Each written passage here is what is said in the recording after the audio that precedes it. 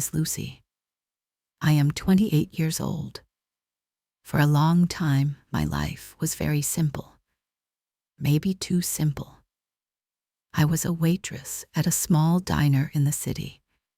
The diner was called the Corner Booth. It was always busy. The smell of coffee and fried bacon was always in the air. I worked 6 days a week. My feet were always tired. My back always hurt a little. But I smiled at the customers. I refilled their coffee cups. I brought them their food. The pay was not good. I lived on my small salary and the tips people left on the tables. Some days the tips were good. Some days they were not. My apartment was very small. It had one room. My bed was in the corner. My small kitchen was in another corner. The window looked out at a brick wall. But it was my space. It was quiet. After a long day at the diner, I liked my quiet little apartment. It was my sanctuary, my safe place. I had my family. My mother, my father, and my older brother, Tom. We were a close family. We didn't have much money. My father worked in a factory. It was hard work. My mother cleaned houses. Her hands were always rough from cleaning chemicals. My brother Tom was a mechanic. He was always trying to start his own garage, but he never had enough money. We were poor, but we had each other. Every Sunday, we had dinner at my parents' small house. My mother would cook a big meal. We would sit around the old wooden table. We would talk and laugh. My brother would tell funny stories about his customers. My father would complain about his boss. My mother would make sure everyone had enough food. Those Sunday dinners were the best part of my week. We argued sometimes, like all families, but we always made up. We always loved each other. I felt safe with them. I thought our love was strong, stronger than anything. I remember one Sunday. It was my birthday. They didn't have money for a big gift. My mother baked me my favorite cake, a chocolate cake with extra frosting. My father gave me $20. He said, "I'm sorry it's not more, Lucy." I hugged him. It was more than enough. My brother Tom had fixed my old, broken radio. He put a new ribbon on it. We played music and we danced in the small living room. We were happy. We were so happy with so little. I thought this was forever. I thought this love was real. I had a small dream, a little habit. Every Friday, after my shift, I would take $2 from my tip jar. I would walk to the small convenience store on the corner. I would buy one lottery ticket. Just one. The man behind the counter, Mr. Chen, always smiled at me. "Feeling lucky today, Lucy?" he would ask. I would smile back. "You never know, Mr. Chen," I would say. It was just a silly game. I never really thought I would win. But it was nice to dream. On the walk home, I would think about what I would do with the money. I would buy my parents a new house, a house with a nice garden for my mother. I would help my brother Tom start his own garage, a big, clean garage with all new tools. I would stop being a waitress. Maybe I would travel, see the world. These were my Friday night dreams. They made my hard life feel a little bit lighter. Then one Friday, everything changed. It was a normal Friday. Tiring, busy. I took my $2. I bought my ticket. I put it in my pocket, and I forgot about it.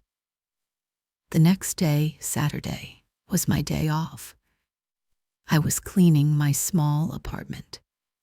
I heard on my newly fixed radio that someone in our city won the big lottery. $10 million. I thought, wow, someone is very lucky.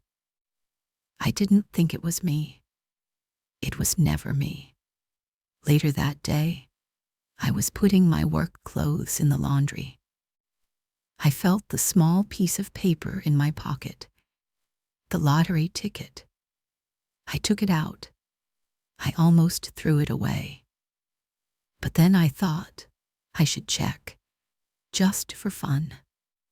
I found the winning numbers in the newspaper. I sat on my bed. My hands were shaking a little. I looked at the first number on my ticket. It matched. I looked at the second number. It matched too. My heart started to beat faster. The third number, the fourth, the fifth, they all matched. My breath stopped. There was one last number, the special number. I looked at the newspaper. Then I looked at my ticket. It was the same. I stared at the ticket. I stared at the newspaper. I checked again and again, 10 times, 20 times. The numbers were the same. It was my ticket. I had won $10 million. For a long time, I just sat there, on my bed, in my small, quiet room. I couldn't move. I couldn't speak. $10 million. The number was too big. It didn't feel real. I started to laugh. Then I started to cry. It was a strange feeling. Happiness and shock all mixed together. I felt like my whole life was about to change. I thought, all our problems are over. My family's problems, my problems. We would finally be happy. We would finally be safe. I was so naive. I was so wrong. The first thing I did was call my family. I called my mother. Mom, I said. My voice was shaky. I have news. Big news. Can you put Dad and Tom on the phone? They all gathered around the phone. I could hear them in the background. What is it, Lucy? Is everything okay? My mother asked. She sounded worried. I took a deep breath. Everything is more than okay, I said. I won the lottery. There was silence for a moment. Then my brother Tom said, What? Are you joking, Lucy? No, Tom, I'm not joking. I won. I won the big one, $10 million. Then there was screaming, happy screaming, shouts of joy. I could hear my mother crying happy tears. My father was yelling, I can't believe it. I can't believe it. Tom was laughing. It was the happiest sound I had ever heard. We're rich, Lucy. We're rich, Tom shouted. I was so happy. My heart felt full. This was my dream, making my family happy. I'm going to help all of you, I promised them. Mom, you can stop cleaning houses. Dad, you can quit your job at the factory. Tom, you can have your garage. Their happiness was my happiness. It was the best feeling in the world. That night, I couldn't sleep. I was too excited. I kept thinking about their happy faces. I thought the money was a blessing. I didn't know it was a curse in disguise. The next few days were a blur. I had to go to the lottery office. There were cameras, reporters. I had to hold up a giant check with my name on it. It felt strange, unreal. I was just Lucy, the waitress. Now I was Lucy, the millionaire. The money was put into a new bank account. Seeing all those zeros in my account was terrifying and exciting at the same time. The first week was wonderful. We had a big celebration dinner, not at my parents' small house. We went to the most expensive restaurant in the city. We ordered everything we wanted. My father wore a new shirt. My mother had her hair done. Tom looked so proud. We talked about all the things we were going to do. It felt like a beautiful dream. My first act was to help them. I told my parents to quit their jobs. They did. I gave them money for their bills. I wanted to buy them the new house. I wanted to give Tom the money for his garage. I was so excited to give. I wanted to share everything. But then things started to change. Slowly at first. So slowly, I didn't really notice. The phone calls started. Before, my mom would call to ask how my day was. Now, she called to talk about houses. She sent me pictures of huge houses online. Houses with swimming pools and 10 bedrooms. "Look at this one, Lucy," she'd say. "It has a movie theater inside." They were much more expensive than I imagined. I thought they wanted a nice, comfortable house. But they wanted a mansion. My father, who was always a simple man, started talking about expensive cars. Not just a new truck. He wanted a sports car. A red one. He wanted a boat. He wanted a new wardrobe full of expensive clothes. Tom's idea for a garage also grew. He didn't want a small, local garage anymore. He wanted a huge business. A chain of garages all over the state. He made a business plan. He said he needed $1 million to start. $1 million. It was a lot of money. I felt a little nervous. The Sunday dinners changed too. We still met, but we didn't laugh as much. The conversation was always about money. My money, what to buy next, how to invest it. My father and Tom started arguing. My father thought we should buy property. Tom thought we should invest in stocks. They would argue in front of me about my money. My mother would try to keep the peace. Now, she'd say. Lucy will decide. It's her money. But her eyes would look at me with pressure. She wanted the big house. I started to feel uncomfortable. It was like they weren't my family anymore. They were business partners. And I was the bank. They stopped asking about me. They didn't ask if I was happy. They didn't ask if I was scared by this big change. They only asked about the money. I knew I needed to be careful. $10 million is a lot of money, but it can disappear quickly if you are not smart. I hired a financial advisor, a professional man named Mr. Davis. He was calm and kind. He told me to take my time, to make a plan. He said giving away large amounts of money quickly was a bad idea. You need to protect yourself, Lucy, he told me. and your future. I decided he was right. I needed to be responsible. This was my one chance for a secure life. I tried to talk to my family. I told them we needed a plan. I told them I would help them. Of course, I would help them. But we had to be smart. That was when the real trouble started. I told Tom I couldn't give him $1 million right away. I said, "Tom, it's too much, too soon. It's risky. Let's start smaller. I can help you with a smaller garage first, a good one. Then we can see it grow." I expected him to understand. He was my brother. He loved me. But he didn't understand. His face became cold, angry. "What?" he said.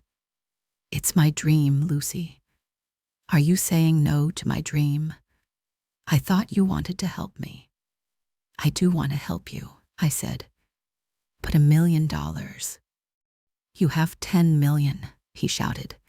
His voice was loud. "What is 1 million to you?" "Nothing. You've changed, Lucy. The money has changed you. You're becoming selfish." His words hurt me. They felt like a knife in my heart. Selfish. I was trying to be responsible. I was trying to protect us all. My mother and father were there. They heard the argument. I looked at them for support. I expected them to say, "Tom, calm down. Lucy is right." But they didn't. My mother looked at the floor. My father looked at Tom. Then he looked at me. "He's your brother, Lucy," my father said quietly. "He has worked hard his whole life. He deserves this chance." I couldn't believe it. They were siding with him.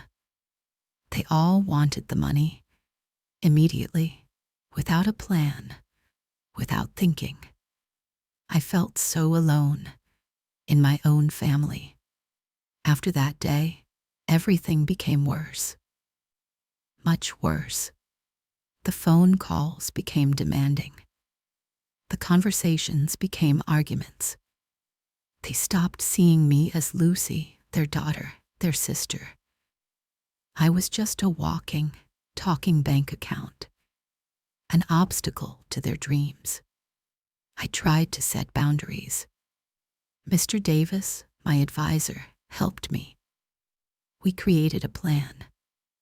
I would buy my parents a beautiful, new house.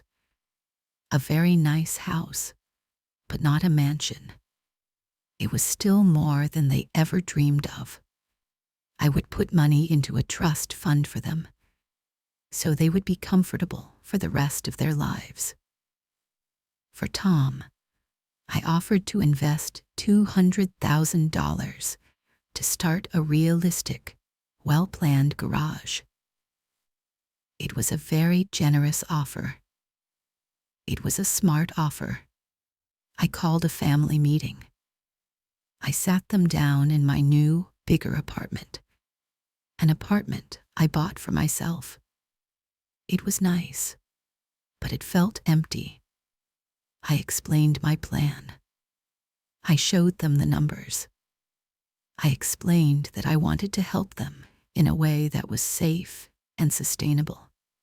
They listened in silence. Their faces were like stone. When I finished, no one said thank you. Tom spoke first. 200,000, he said with a bitter laugh. "What can I do with that?" "That's an insult, Lucy." "It's not an insult, Tom," I said, my voice pleading. "It's a start. A very good start." "No," he said, standing up. "It's a no. I don't want your charity." Then my mother started to cry. But they were not happy tears. They were angry, disappointed tears. "I don't understand you, Lucy," she sobbed. We are your family. We raised you. We loved you when you had nothing. Now that you have everything, you treat us like strangers, like beggars. That's not true, I cried. I love you. I'm trying to do the right thing. The right thing would be to help your family, my father boomed. His face was red with anger. We didn't raise a selfish daughter. We didn't raise a dragon sitting on her gold. Dragon. He called me a dragon. The words echoed in the empty apartment. I looked at their faces. My mother, my father, my brother. I didn't see love there anymore. I saw greed. I saw disappointment. I saw anger. They didn't look like my family. They looked like strangers. Strangers who hated me. The meeting ended. They walked out of my apartment without saying goodbye. The silence they left behind was deafening. I sat on my expensive new sofa and I cried for hours. I had won $10 million and I had lost my family. What was the point? What was the point of all this money if I was completely and utterly alone? I thought that was the worst it could get. I was wrong again. A week later, a letter arrived. It was a thick, formal envelope. I opened it with trembling hands. It was from a law firm, a lawyer. The letter said that my family was seeking legal advice. They believed they were entitled to a larger share of my winnings. They said I had made verbal promises. They said they were my family, and they deserved more. I read the letter 3 times. I couldn't understand the words. A lawyer. My family hired a lawyer to fight me, to take my money. My mother, who baked me birthday cakes. My father, who gave me his last $20. My brother, who fixed my radio and made me laugh. They were not talking to me anymore. They were talking to their lawyer, who was now talking to me. The floor felt like it disappeared from under my feet. The pain was so deep, so sharp, I felt like I couldn't breathe. This was a betrayal I never imagined possible. The people I loved most in the world, the people I wanted to save, had become my enemies. All because of green pieces of paper. All because of a stupid lottery ticket. Now my life is very different. I live in a big, beautiful house. I have everything I ever dreamed of buying. I have a nice car. I have beautiful clothes. I don't have to work. I have no money problems. But I am the loneliest person in the world. I don't have Sunday dinners anymore. The old wooden table at my parents' house is empty, I suppose. I don't know. They sold the house. They moved. I don't know where. My mother doesn't call me. My father doesn't call me. My brother doesn't call me. The only communication I get is from their lawyer. Cold, formal letters, demands, threats. Sometimes I drive past the old diner, the corner booth. I see the waitresses inside, rushing around. They look tired. Their feet probably hurt, but they are laughing with each other. I see families sitting in the booths, talking and eating. And I feel a deep, painful jealousy. They have what I lost. They have each other. I won the lottery. I thought it was the best day of my life. But it was the day I lost everything that truly mattered. The money built a wall between me and my family, and I am on one side, and they are on the other. And I don't think we will ever find our way back to each other. The money did not change me. I was ready to give it all away, but it changed them. It showed me something ugly that was hiding under the surface, something I never knew was there. Or maybe it was always there, and we were just too poor to see it. I am learning to live this new life. I am trying to find new happiness. I volunteer. I donate to charities anonymously. I am trying to make the money do some good in the world. Maybe that will heal some of the pain. I have met some new people, but it's hard to trust. I am always scared. Are they friends with me or with my money? If you are listening to this and you dream of winning the lottery, be careful. Be careful what you wish for. Money is powerful. It can build dreams, but it can also destroy them.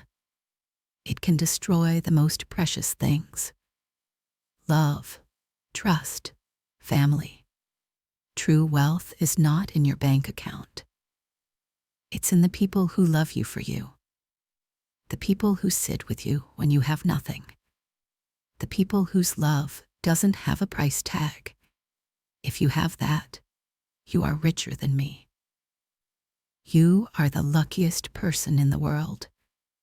Please, hold on to that. Protect it. It's worth more than all the money in the world. I know that now. I learned it the hard way.